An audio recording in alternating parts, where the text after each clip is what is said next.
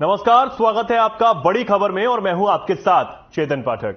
इस बुलेटिन में हम बात करेंगे दिन की 4 बड़ी खबरों की, जिसमें पहली बड़ी खबर देश की सबसे बड़ी परीक्षा से जुड़ी हुई है। देश की सबसे बड़ी परीक्षा मानी जाने वाली सिविल सर्विसेज की परीक्षा का रिजल्ट घोषित कर दिया गया है।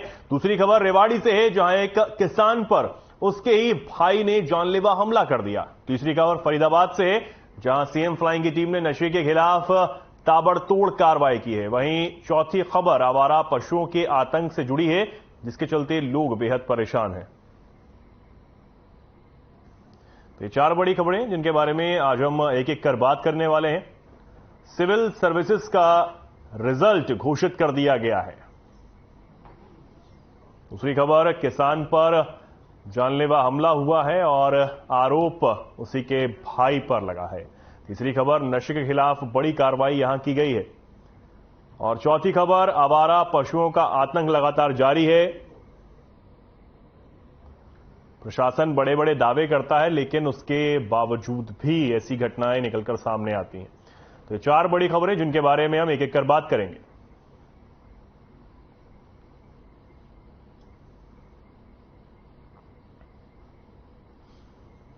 पहली खबर देश की सबसे बड़ी परीक्षा माने जाने वाली सिविल सर्विसेज का रिजल्ट घोषित कर दिया गया है, यानी यूपीएससी का रिजल्ट घोषित हो गया है। और दूसरी खबर की हम बात करेंगे, किसान पर जानलेवा हमला हुआ है। तीसरी खबर नशे के खिलाफ बड़ी कार्रवाई यहां की गई है। चौथी खबर आवारा पशुओं का आतंक लगातार जारी है।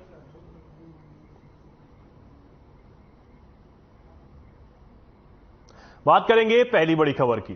संघ लोक सेवा आयोग ने सिविल सर्विसेज एग्जाम का फाइनल परिणाम घोषित कर दिया है। इशिता किशोर ने इसमें टॉप किया है। दूसरे स्थान पर गरिमा लोहिया और तीसरे स्थान पर उमा हरित एन रहे। वहीं चौथा स्थान मयूर हजारिका और 5वां गहना नव्या जेम्स ने हासिल किया है। फाइनल रिजल्ट में कुल 933 कैंडिडेट्स नियुक्ति के लिए चयनित किए गए हैं।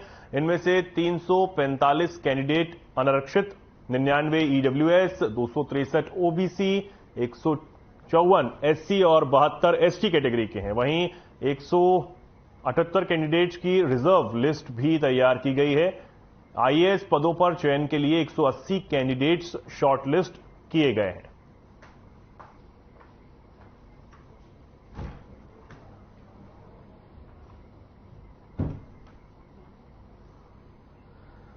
इशिता किशोर ने यूपीएससी में टॉप किया है।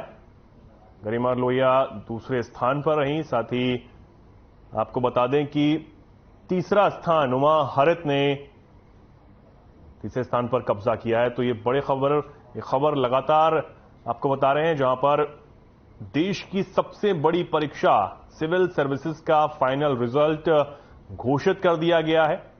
और इस रिजल्ट में इशिता किशोर ने टॉप किया है।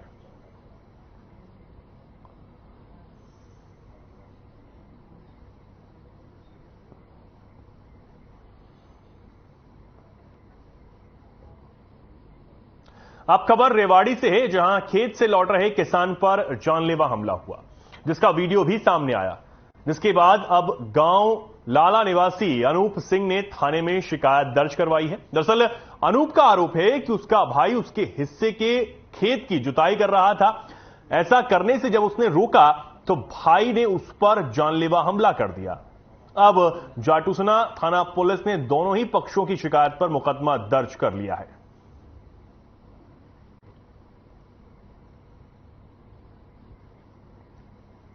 तो रेवाड़ी से एक खबर आपको बता रहे हैं, जहां 2 भाइयों के आपसी विवाद इतना ज्यादा बढ़ गया कि एक दूसरे पर ये जानलेवा हमले को उतारू हो गए। बताया जा रहा है कि एक किसान जिसका नाम अनूप है, उसने जब अपने भाई को अपने हिस्से की खेत की जुताई करते हुए देखा और उसे मना किया, तो उल्टा भाई ने ही उस पर लाठी डंडों से हमला कर दिया, जिसका वीडियो भी सामने आया है।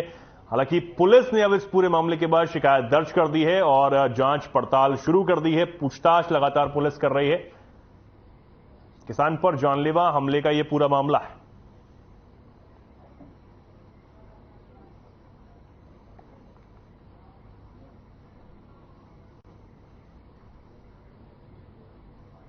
और इस खबर पर ज्यादा जानकारी के लिए हमारे साथ हमारे संवाददाता चैन सिंह जुड़ गए हैं।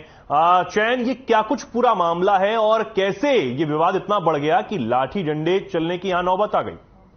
जी बिल्कुल, देखिए आपको बताना चाहेंगे कि ये जिला रेवाड़ी का गांव लाला रोड है और यहाँ पर ये 20 तारीख का मामला है। 20 तारीख को जो कजन थे आपस में चाचा ताऊ के बेटे थे, जमीनी विवाद को लेकर इनका झगड़ा हुआ, कुछ कहासुनी हुई, लेकिन कहासुनी इतनी बढ़ गई थोड़ी देर के बाद लाठी और डंडों से एक किसान की सड़क के ऊपर सरेआम उसे पीटा गया, लाठी डंडों से मारा गया, उसकी पत्नी को भी घायल किया गया जो रेवाड़ी के ट्रॉमा सेंटर के अंदर जिसे एडमिट कराया गया। और दोनों पक्षों की तरफ से अब पुलिस ने मामला दर्ज कर लिया है, तहकीकात कर रही है, लेकिन पुलिस की तरफ से अभी कोई आधिकारिक बयान सामने नहीं आया कि इतनी बड़ी वजह क्या थी कि सड़क के ऊपर इस प्रकार से किसान को लाठी डंडों से पीटा गया। और सबसे बड़ी बात तो यह है कि ये जो दोनों पक्ष हैं जो पिटाई कर रहे हैं सड़क के ऊपर, दोनों ही चाचा और ताऊ के बेटे हैं और जमीनी विवाद को लेकर इनका आपस में झगड़ा हुआ। चैन, क्या इससे पहले भी कोई इस तरह का विवाद हुआ? पुलिस तक ये जो बात है क्या वो पहले भी इन दोनों पक्षों की तरफ से पहुंची है या ये पहली बार ये विवाद इतना बड़ा है? देखिए, इनका विवाद आपस में जमीन को लेकर आपस में विवाद चलता रहता था, लेकिन घर में ही सीमित रहता था विवाद। लेकिन इस बार ये सड़क पर आया तो पुलिस तक भी ये विवाद चला गया और पुलिस ने दोनों पक्षों की तरफ से मामला दर्ज किया है और अब पूरी तहकीकात की जा रही है। लेकिन अभी तक कोई ठोस कार्रवाई पुलिस की तरफ से भी नहीं की गई कि आखिर इतना बड़ा क्या विवाद हुआ कि सड़कों पर लाठी डंडों से पीटा गया। ये तो गनीमत रही कि किसान की जान नहीं गई और उसका बचाव हो गया। चैन, किसान का अभी इलाज अस्पताल में जारी है या घर पर है? हालांकि उसने क्या कुछ बताया है पुलिस को कि किस तरीके से जो उसके भाई हैं जिस पर वो आरोप लगा रहा है वो कैसे उसके खेत में आ गए और ये सब कब से चल रहा था? बिल्कुल, देखिए जो अनूप ने बताया, अनूप किसान का नाम है, जिसने सबसे पहले पुलिस को अपनी तरफ से दरखास्त दी कि वह सड़क के किनारे से जा रहा था, अपनी पत्नी के साथ जा रहा था, तो देखा था इसका जो कजन था वो इसकी जमीन के ऊपर जुताई कर रहा था, यानी इसके खेत के ऊपर काम कर रहा था। तो इसने मना किया कि मेरे खेत को छोड़ दो और अपने खेत पर काम करो।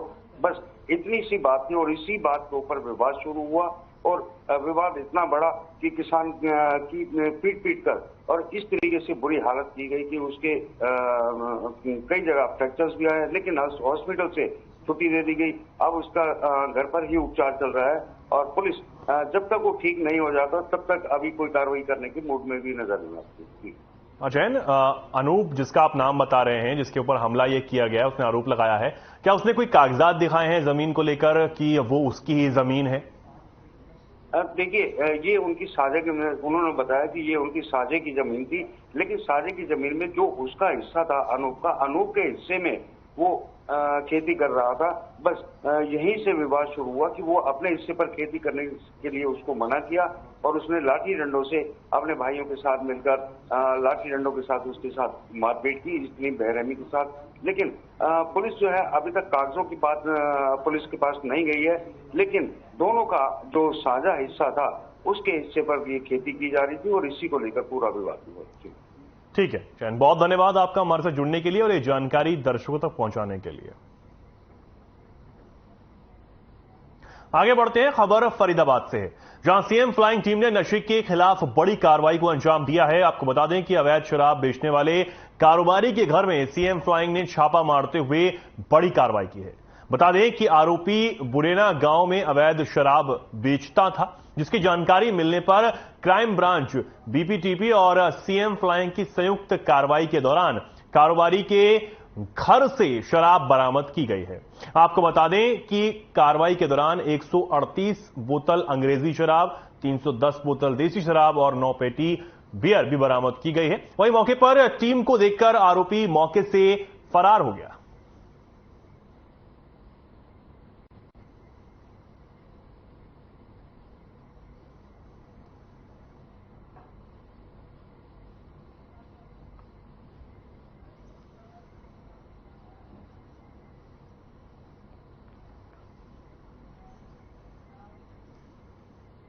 और इस खबर पर ज्यादा जानकारी के लिए हमारे साथ हमारे संवाददाता मोनू पांचाल जुड़ गए हैं। मोनू, क्या कुछ ये पूरा मामला है? पुलिस ने कैसे इस कार्रवाई को अंजाम दिया है? कैसे पुलिस तक ये सूचना पहुंची थी?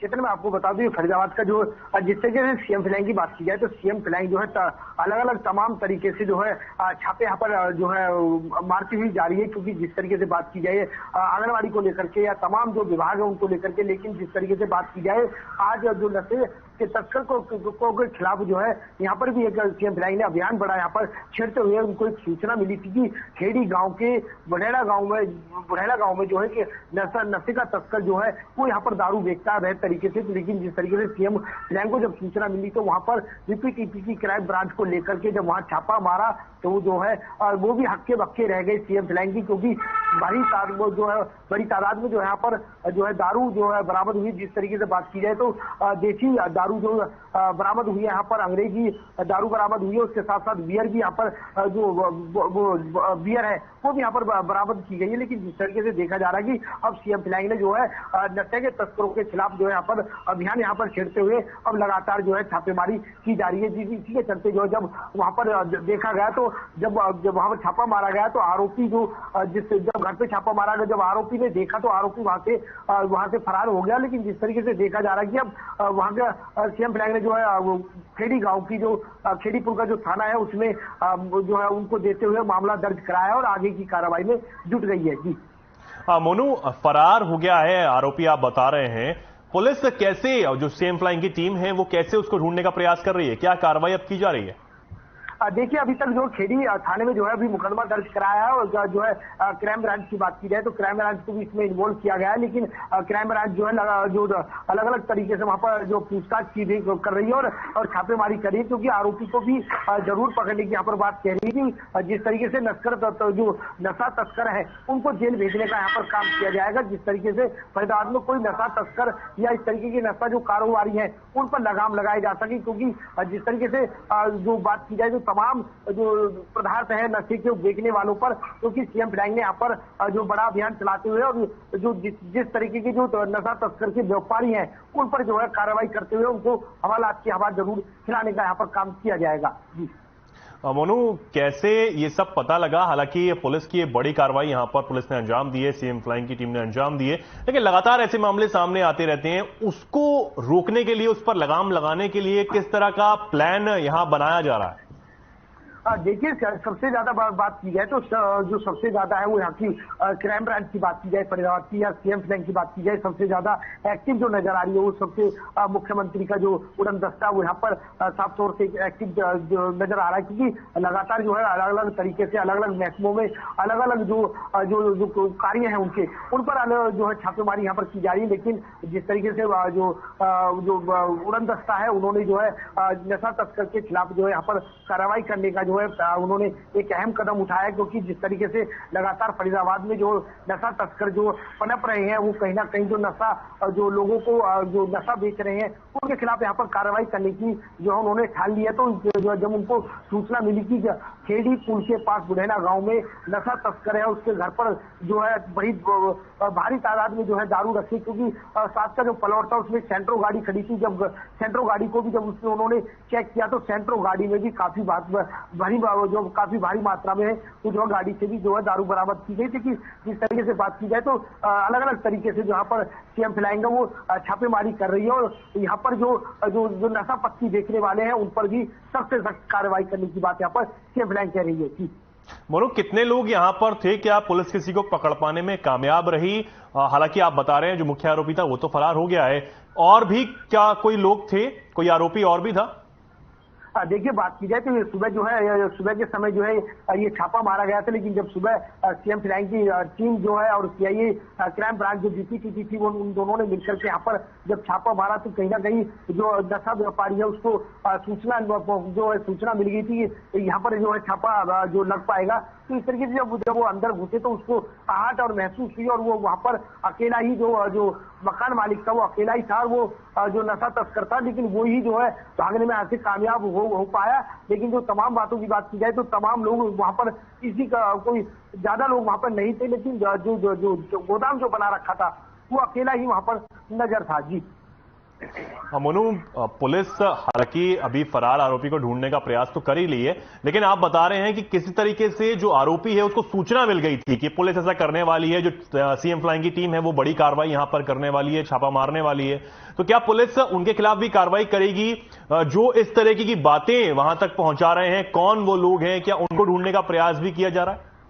देखिए, सीएम फ्लाइंग जो है हर तरीके से तथ्यों को जो है खंगालने में लगी हुई है, क्योंकि जिस तरीके से बात की जाए तो सीएम फ्लाइंग को ही इस बारे में जो है सूचना मिली थी कि बुढ़ैना गांव में भारी तादाद में जो है दारू जो अवैध तरीके से बेची जा रही है और भारी मात्रा में वहां पर रखी गई है। लेकिन जिस तरीके से जब उन्होंने बीपीटीसी की जो है सीआईओ को जब साथ लिया और तमाम जो यहाँ पर जो महकमों को बात करी, तो वहां पर जब जिस तरीके से छापा मारा गया तो कहीं ना कहीं जो नशा तस्करों के से जो कानून व्यवस्थाओं की बात की जाए तो कहीं ना कहीं कुछ जो लोग हैं वो मिले जरूर होते हैं। लेकिन जिस तरीके से अब जो सीएम फ्लाइंग है वो हर तथ्य को जो है बारीकी से नापते चेक करते हुए यहाँ पर नजर आ रही है, क्योंकि जिस तरीके से वहां पर लोगों को कैसे पता लग पाया, क्यों वो फरार हो पाया, तो इस तरीके की जो तमाम जो तथ्य हैं उनको जांचने में लगी हुई है। और उन आरोपियों तक, क्योंकि जिस तरीके से बात की जाए तो नशे के तस्करों के साथ अगर कोई महकमे का मुलाजिम अगर साथ नजर आए तो उनके साथ भी जो है सख्त से सख्त कार्रवाई करने की बात यहाँ पर कह रही है। जी ठीक है मोनू, बने रहिए आप हमारे साथ, मैं लौटता हूं आपके पास। आगे बढ़ेंगे। फरीदाबाद शहर में लगातार घूम रहे आवारा पशुओं के कारण आए दिन हादसे होते ही रहते हैं, जिसके कारण लोगों को परेशानी का सामना भी करना पड़ रहा है। नगर निगम की ओर से ऐसी कोई व्यवस्था नहीं की गई है जिससे आवारा पशुओं को लेकर यहां उसके खिलाफ की जाए और गौशाला में उन्हें छोड़ा जाए। वहीं लोगों का कहना है कि सड़कों पर आवारा पशुओं का आतंक जारी है, जिससे दिन प्रतिदिन लोग हादसे के शिकार होते रहते हैं। वहीं फरीदाबाद के एसजीएम नगर इलाके में एक बुजुर्ग को गाय ने जोरदार टक्कर मारकर बुरी तरह से घायल कर दिया, जिसमें घायल बुजुर्ग को काफी गंभीर चोटें भी आई हैं। इन्हें फरीदाबाद के सिविल अस्पताल बादशाह खान में इलाज के लिए भर्ती करवाया गया है, जहां पर बुजुर्ग का इलाज लगातार जारी है।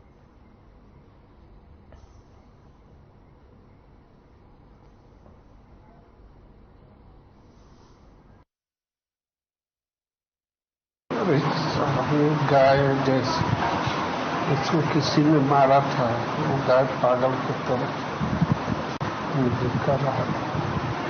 देखने के लिए लोग के भीड़ था ना, उसमें खड़ा हो गया, लेकिन वो फिर भी दौड़ा तो भागने की चेष्टा की, लेकिन वो धोखा मार दिया। ऐसे गाय मार दिया है।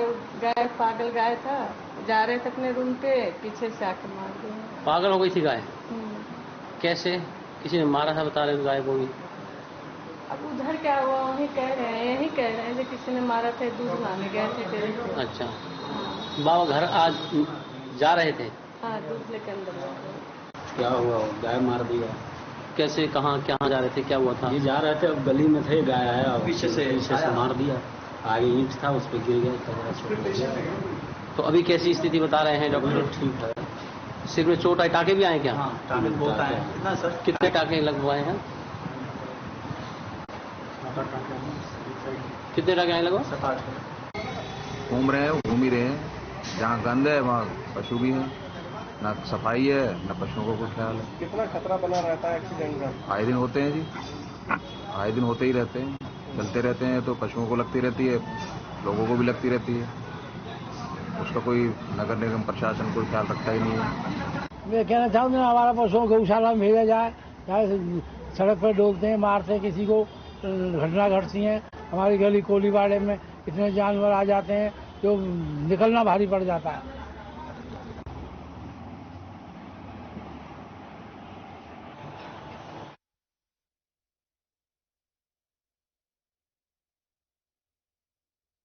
मोनू पांचाल जुड़े हुए हैं। मोनू, क्या कुछ ये पूरा मामला है? कैसे जो इस बुजुर्ग को यहां पर ये चोट आई है? हालांकि बताया जा रहा है कि आवारा पशु ने इसको जोरदार टक्कर मारी है, लेकिन लगातार कई ऐसे मामले सामने आते रहते हैं। कई बार गाड़ियों से के सामने आवारा पशु आ जाते हैं, जिसके बाद जोरदार टक्कर हो जाती है और एक्सीडेंट ऐसे हो जाते हैं, कई लोग घायल हो जाते हैं। एक बार ऐसा मामला आया है, फिर दोबारा। और कब तक प्रशासन इस बात को समझेगा कि लोगों को परेशानी होती है आवारा पशुओं से? चेतन, मैं सबसे बड़ी बात यह है कि चेतन, सबसे बड़ी बात मैं आपको बता दूं कि जो फरीदाबाद का जो प्रशासन है उसने जो है फरीदाबाद को कैटल फ्री दिखा रखा है सिर्फ कागजों में, क्योंकि जिस तरीके से सरकार को रिपोर्ट भेजी जाती है फरीदाबाद से कि फरीदाबाद की जो व्यवस्थाएं हैं वो कैसी है, लेकिन व्यवस्थाओं की बात की जाए तो फरीदाबाद को कैटल फ्री कागजों में दिखाया हुआ है। लेकिन यानी कि मोनू, आप ये कह रहे हैं कागजों में दिखाया हुआ है, सरकार को भी गुमराह करने का काम प्रशासन कर रहा है।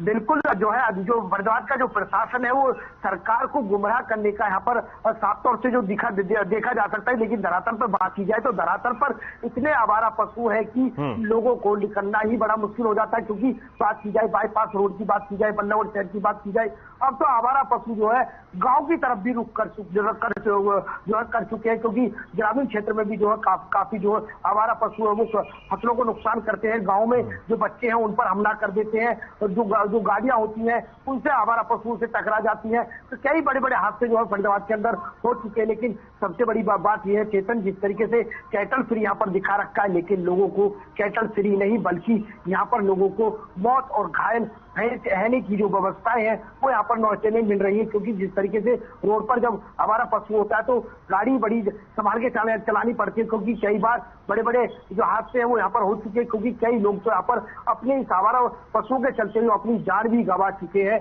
तो चेतन, फरीदाबाद की हालात की बात की जाए तो हालात आवारा पशुओं को लेकर बद से बदतर हो चुकी है। जी मनु, ये जो बुजुर्ग जिनकी हम लगातार तस्वीरें दर्शकों को दिखा रहे हैं, क्या इनकी हालत है, कैसी हालत इनकी बनी हुई है, क्या डॉक्टर्स कह रहे हैं? जी बिल्कुल, ये जो मामला है, ये जो गाय से जो गाय ने जो हमला किया है बुजुर्ग पर, बुजुर्ग को घायल कर दिया, ये मामला फरीदाबाद के एसडीएम नगर का है, क्योंकि एसडीएम नगर में एक अवैध तरीके से जो है डेयरी जो है यहाँ पर चलाई हुई है। लेकिन जब जो गाय आवारा जो पशु है वो वहाँ पर घूमता हुआ डेयरी में जा पहुंचा, और डेयरी जब डेयरी में जब ये पशु जब जा पहुंची है गाय, तो गाय के जो डेयरी का जो मालिक है उसने जो है इस पशु पर जो है लट्ठों से वार शुरू कर दिया और डंडों से मारना शुरू कर दिया। जब हड़फड़ा करके वहां से जब गाय भागी तो इस बुजुर्ग के सामने जो है ये जो गाय के सामने ये बुजुर्ग आ गया और इस गाय ने जो है इस बुजुर्ग पर हमला कर दिया और हमला करते हुए इस बुजुर्ग को घायल कर दिया। तो लोगों का यही कहना है कि एक तो अवैध तरीके से जो है जो डेयरी है वो खोली हुई है, उसके पास अगर पशु भी अंदर चला गया तो लट्ठों से वहां पर मारना शुरू कर दिया, क्योंकि जिस तरीके से गाय वहां से भागी निकल करके तो कहीं वो बुजुर्ग जो है गाय की चपेट में आ गया और गाय के हालात भी जो है बद से बदतर कर दिए थी। ठीक है मोनू, उम्मीद करते हैं कि इस रिपोर्ट को देखने के बाद, आपकी और हमारी खबर देखने के बाद प्रशासन जागेगा और इन आवारा पशुओं को कहीं ऐसे सुरक्षित स्थान पर रखा जाए ताकि लोगों को परेशानी का सामना ना करना पड़े, ऐसी कोई खबरें ना आए। फिलहाल के लिए बहुत शुक्रिया मोनू हमारे साथ जुड़ने के लिए। फिलहाल के लिए इस खास कार्यक्रम में इतना ही। नमस्कार।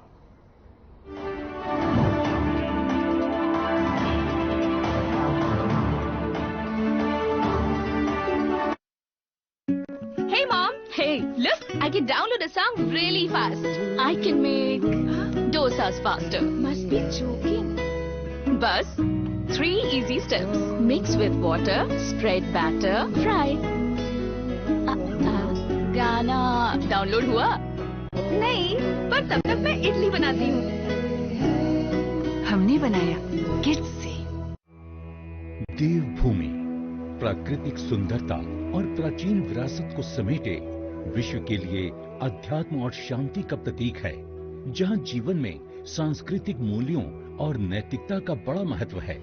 रामनगर में राज्य की पहली G20 बैठक के सफल आयोजन के बाद अब पवित्र नगरी ऋषिकेश में होगा G20 की एंटी करप्शन वर्किंग ग्रुप की बैठक का आयोजन, जहां G20 समूह के सभी देशों के प्रतिनिधि करेंगे शिरकत। उत्तराखंड सरकार ने प्रदेश में सुशासन सुनिश्चित करने के लिए अनेक कदम उठाए हैं। अपनी सरकार पोर्टल के माध्यम से सरकार से मिलने वाली 427 सेवाएं अब लोगों को घर बैठे आसानी से मोबाइल पर उपलब्ध हो रही हैं। भ्रष्टाचार को जड़ से उखाड़ फेंकने के लिए सख्त नकल विरोधी कानून से पारदर्शिता और जवाबदेही का माहौल बना है। गवर्नमेंट ई मार्केट प्लेस से सरकारी खरीद में पारदर्शिता आई है। सरकार की कोशिशों का नतीजा है कि राज्य में व्यापार के लिए अनुकूल वातावरण तैयार हुआ है। ईज ऑफ डूइंग बिजनेस में अग्रणी राज्य उत्तराखंड घरेलू एवं अंतर्राष्ट्रीय उद्यमियों की पसंद बनकर उभर रहा है। नागरिकों के हितों को ध्यान में रखते हुए शिकायत समाधान प्रणाली को भी मजबूत बनाया गया है। मुख्यमंत्री हेल्पलाइन 1905 नागरिकों को सीधे राज्य सरकार के साथ संपर्क स्थापित करने और समय पर समाधान प्राप्त करने की सुविधा प्रदान करती है। उत्तराखंड में भ्रष्टाचार से जुड़ी शिकायतों का त्वरित और प्रभावी तरीके से निवारण हो रहा है। भ्रष्टाचार मुक्त उत्तराखंड ऐप 1064 से नागरिक भ्रष्टाचार संबंधित शिकायतें सीधे अधिकारियों के पास दर्ज करा सकते हैं। उत्तराखंड सरकार और राज्यवासी G20 सम्मेलन में भाग लेने आए सभी डेलीगेट्स का स्वागत और अभिनंदन करते हैं। जो लोग घुटने के दर्द से परेशान हैं और घुटने का ऑपरेशन करवाना चाहते हैं, गैप आ चुका है, ग्रीस कम है, चलने फिरने में दिक्कत आ रही है, सीढ़ी नहीं चढ़ सकते, वो लोग मात्र 3 दिन हरि कृपा रामबाण तेल का इस्तेमाल करें। तरह तरह की मेडिसिन खाकर या फिर तरह तरह के तेल इस्तेमाल कर आप लोग थक चुके हैं। 3 दिन हरि कृपा रामबाण तेल का इस्तेमाल करने से हर ऑपरेशन से बचा जा सकता है। अब घुटने बदलवाने की जरूरत नहीं, 3 दिन हरि कृपा रामबाण तेल का इस्तेमाल करें और बड़े से बड़े ऑपरेशन से बचें। Hey mom, hey, look, I can download a song really fast. I can make dosas faster. Must be joking. Bus, 3 easy steps. Mix with water, spread batter, fry. गाना डाउनलोड हुआ? नहीं, पर तब तक मैं इडली बनाती हूँ। हमने बनाया किड्स से।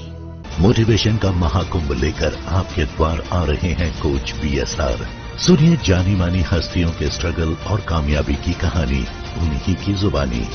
The magic of thinking rich season 6 में विश्व प्रसिद्ध अंतर्राष्ट्रीय motivational speaker and business mentor Bhupendra Singh Rathore के साथ 3 जून से प्रतिदिन रात 8 बजे से सिर्फ साधना गोल्ड एवं कोच BSR YouTube पर।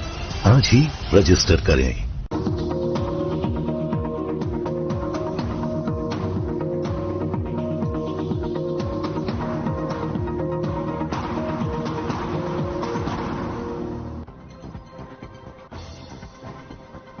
देश की सबसे बड़ी परीक्षा सिविल सर्विसेज का फाइनल रिजल्ट घोषित है। इशिता किशोर ने किया टॉप, दूसरे स्थान पर गरिमा लोहिया और तीसरे स्थान पर उमा हरित एन रहे।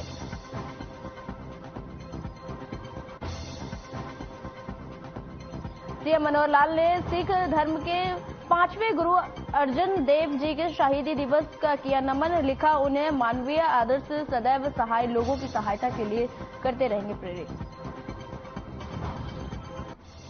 भिवानी में डिप्टी सीएम ने किया हवाई पट्टी के कार्यों का विस्तार से निरीक्षण और फायर स्टेशन में बनाने पर अंतिम मोहर लगी।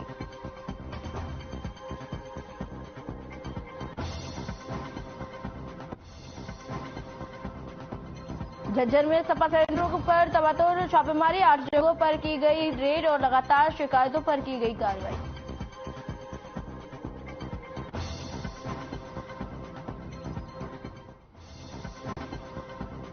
हरियाणा में गर्मी लगातार दिखा रही पाते तेवर। और आपको बता दें कि जिंद में तापमान 42.6 डिग्री सेल्सियस पर पार। पंजाब के भटिंडा में तापमान 42 डिग्री सेल्सियस पहुंचा। इस वक्त की बड़ी और अहम जानकारी दिल्ली से है। इस वक्त की बड़ी और अहम जानकारी आपको बता दें, सिविल सर्विसेज परीक्षा का फाइनल रिजल्ट घोषित हो चुका है और